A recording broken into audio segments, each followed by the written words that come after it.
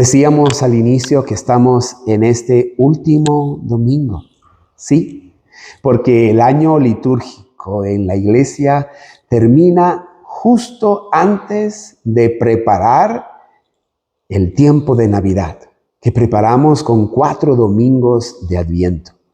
Precisamente esta dulce espera, no solamente del retorno del Señor, sino también de celebrar que el Señor ya vino con nosotros a través de esta preciosa celebración de la Navidad. Entonces, en este último domingo, la iglesia nos invita a recordar que todo el año está en función de una persona, como toda nuestra vida debe estar en función de una persona. Y si comprendemos inclusive el orden cósmico, nosotros, ¿no es cierto?, estamos dando vueltas durante 365 días al sol. El sol está al centro. Y hoy decíamos con el cántico de Zacarías, ¿no es cierto?, por la entrañable misericordia de nuestro Dios nos visitará el sol que nace de lo alto. Entonces, en esta figura podemos comprender que a lo largo del año la iglesia nos permite estar girando en torno a Jesucristo. Desde el momento central, que es precisamente lo que el Señor ya ha realizado, que es su victoria, ¿dónde? Sobre la cruz, que es el Evangelio de hoy. En esa victoria, en la celebración de la Pascua, está el corazón, la esperanza, la vida que cada uno de nosotros y por supuesto la iglesia tiene. Y de ahí vamos girando a lo largo del año en los distintos momentos, comprendiendo el misterio de Jesucristo, nuestro Señor, en torno a una persona. Y miren cómo concluimos el año. Ven, la iglesia otra vez nos pone así como el centro. Está en un momento la Pascua, la resurrección del Señor. Y de ahí giramos a todos los eventos, concluimos el año. No solo recordándonos a nosotros quién es el Señor, sino nuestro destino. ¿Quién es el Señor? El Rey. El Rey de Reyes, el Señor de Señores. ¿Cuál es nuestro destino? Vivir en el reino de Dios. Pero esta palabra puede estar un poco desgastada hoy en día. Antes era fácilmente entendida porque el mundo estaba dividido en reinos. Era la manera en cómo se comprendían, ¿no es cierto?, los reinos. Hoy hablamos de presidentes, hoy hablamos de primer ministros, pero en pocos lugares permanece la palabra rey.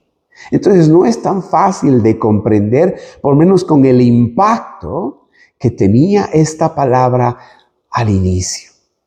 Por eso es bueno recordarnos, y hoy lo vamos a ver desde 2 dimensiones, desde la dimensión de la figura de Jesucristo y de lo que esto implica para nosotros.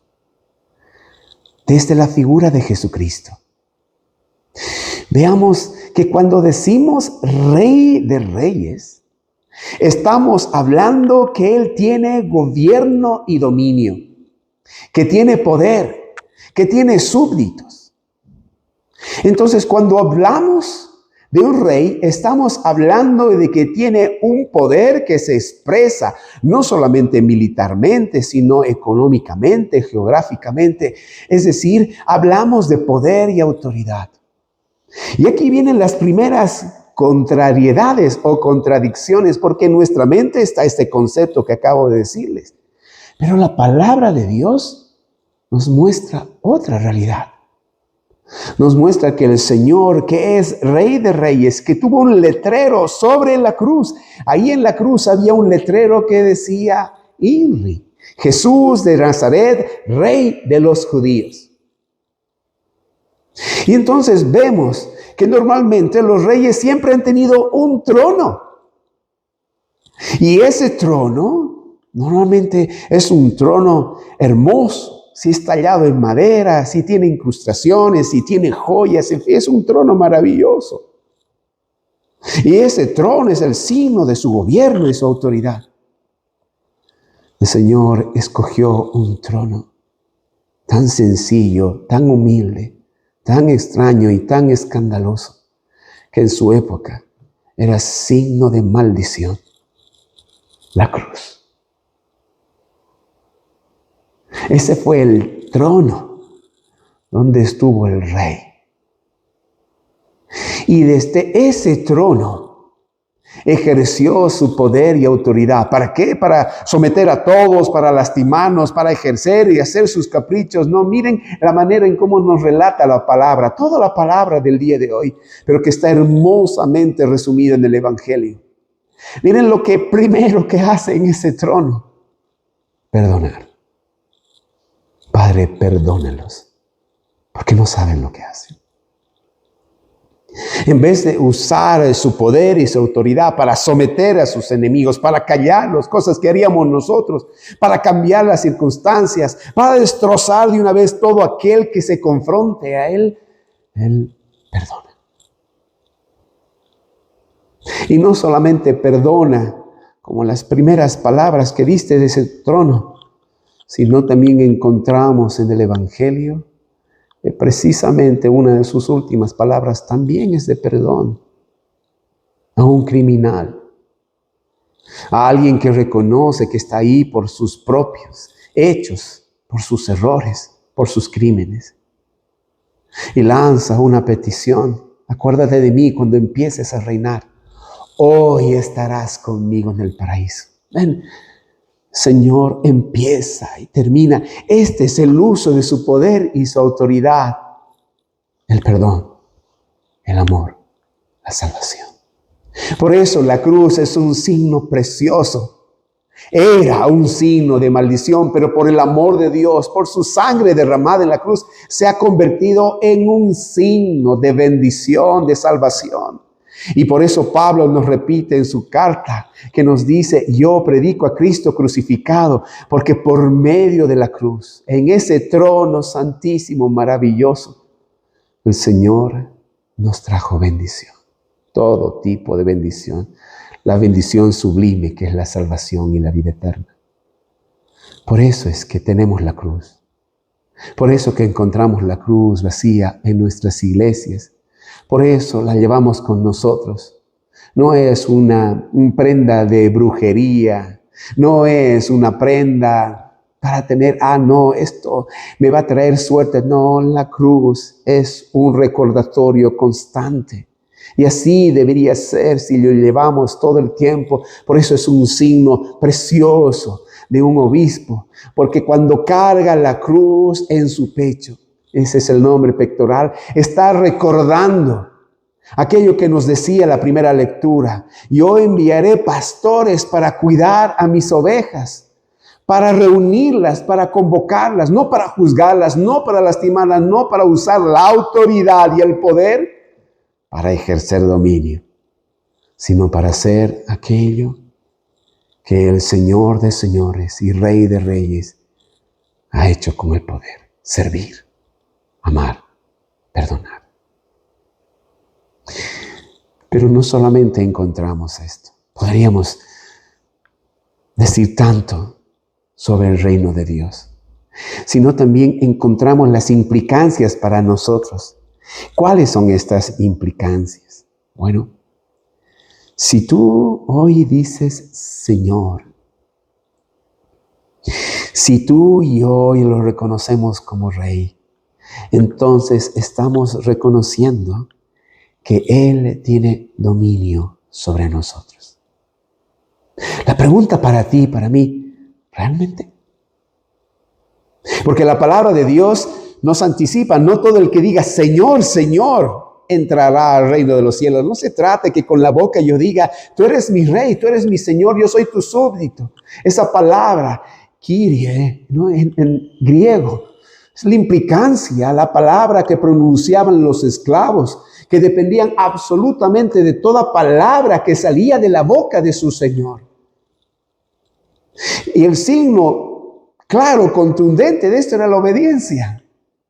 El Señor decía algo, el esclavo obedecía. Cuando nosotros decimos Señor, Señor, ¿qué estamos reconociendo? ¿Que es grande, poderoso, que es Dios? ¿Qué estamos diciendo? Sino, tú eres el dueño de mi vida. la razón de mi existencia, la fuente de toda gracia, el horizonte, el camino. Miren, no habla en plural el Señor. No dice, hay muchos caminos. Ese es el lenguaje nuestro. No dice, no, el Señor, hay muchas verdades. Ese es nuestro lenguaje, la verdad es subjetiva. Cada uno tiene su verdad. No dice, ¿no es cierto? Ay, sino, ¿cuáles son sus palabras que lo sabemos de memoria? Yo soy el camino. Un solo camino hay para llegar al Padre, Jesús de Nazaret. Yo soy la verdad. Hay una sola verdad, una verdad sublime, absoluta, que es el Señor. Y solo una es la fuente de nuestra vida, Jesús. Yo soy el camino, la verdad y la vida. Entonces, ¿cuál es la implicancia de esta solemnidad con que terminamos el año? ¿Qué nos recordamos? Hoy, primero para hoy, pero también para nuestro futuro. Para hoy, la primera implicancia es decir, ¿el Señor es Señor de mi vida o solo está en mi boca? Si Él es el Señor de mi vida, ¿ese es mi camino? ¿Es mi camino de todos los días? ¿Es mi camino que yo sigo con mis pasos? Aunque caiga, Él me levanta. Aunque cometa errores, Él me levanta y me perdona. Como vuelvo a repetir, lo he hecho desde la cruz, desde su trono. Pero estoy dispuesto a seguir sus huellas, a seguir sus pasos, o yo escojo mi camino, o yo hago lo que me da la gana. ¿Sigo su camino? Porque hay un solo camino. Él me mostró. Él hizo todo y luego me pidió hacer lo que Él hizo con ese mandamiento maravilloso. Ámense los unos a los otros como yo. Ahí está el ejemplo. Los he amado. Él es el camino. Entonces, si es mi Señor, si es el Rey de Reyes, entonces hoy, al terminar este año litúrgico, debo pedirle que su Espíritu me ayude a reflexionar, a pensar, a analizar mi vida. El Señor nos dice, lo hemos escuchado hoy también, les doy un mandamiento, el más importante, el primero de todos. Amarás a Dios sobre todas las cosas. Amarás a Dios con toda tu mente, con toda tu alma, con todo tu corazón, con todo tu ser. Bueno, permítame subrayar brevemente. El Señor es Señor de mis pensamientos, de mi intelecto. ¿Verdad? Las cosas que pienso, las cosas que quiero hacer, las cosas que planifico, las cosas que creo, las cosas que imagino, vienen todo este poder de la mente. Dios es mi Señor. ¿La someto a Dios? ¿Someto a su palabra, a su voluntad? ¿O siempre hago lo que quiero? ¿O siempre pienso lo que quiero? Si quiero yo hacer las cosas se dicen como yo las pienso, como yo las digo. El Señor es Señor de mis pensamientos. O la mayor cantidad de mis pensamientos están lejos del Señor. Están concentrados en el placer, en el poder, en aprovecharse de cualquier circunstancia para crecer, para ser mejores que los demás, para sentirnos orgullosos. Somos sencillos, humildes, como el Rey de Reyes. Nuestros pensamientos son de venganza, de rencor, de seguir cargando este dolor que otros me han causado y estar siempre, siempre acompañándonos por este resentimiento. ¿O somos capaces desde nuestro pensamiento de soltar? Lo decíamos otra vez, a veces celebramos y no nos damos cuenta de las palabras que salen de nuestra boca. Pero yo os digo, ustedes oren por vuestros enemigos, bendigan a los que los maldicen. ¿Sí? Son sus palabras, no las mías. El Señor es Señor de mis pensamientos. El Señor es el Señor de mi corazón. Mis emociones, mis sentimientos, mi amor es expresión de su amor. ¿Amo como Él ama? ¿Le pido amar como Él ama? ¿O amo a mi manera? Creo a mi manera. hago las cosas a mi manera. Seguro que tú y yo hoy tenemos que pedir perdón y decirle, Señor, reina en mi corazón primero, para que yo me sienta orgulloso, feliz y bendecido de ser tu súbdito y de prepararme. Ahí está el futuro y con esto termino. A lo que me espera, que es vivir en tu reino por gracia, alcanzar ese reino donde no habrá más ni llanto, ni dolor, ni tristeza, donde no necesitaremos la luz de este sol que nos hablaba. ¿Por qué? Porque precisamente Él será el sol que nos ilumine y su amor reinará sobre nosotros. Que el Señor nos dé la gracia, queridos hermanos y hermanas, en este día precioso de concluir un año. Tantas cosas han pasado personalmente en nuestras familias, en nuestro país.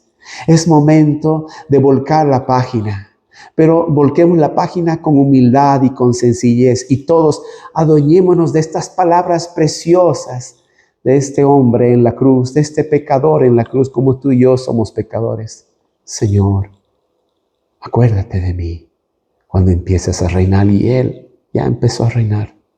Y dejemos que esa voz dulce, tierna, poderosa en ese trono de amor nos diga, hoy estarás conmigo en el paraíso, porque el paraíso no es simplemente un lugar, ni siquiera simplemente es una promesa para el mañana. Hoy estamos sentados en tronos celestiales, nos dice la palabra, si el Señor reina en nuestras vidas. Amén.